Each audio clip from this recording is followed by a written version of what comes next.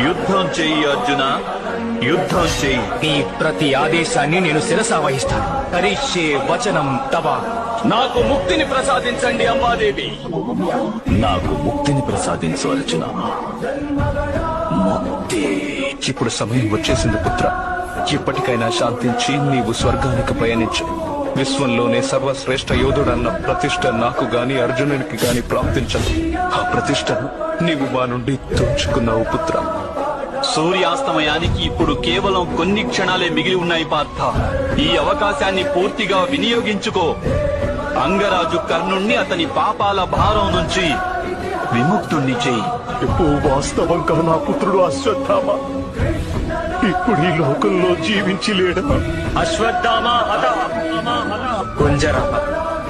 చింది అశ్వత్థామ అనే ఏనుగు, మరణించింది అశ్వత్థామే.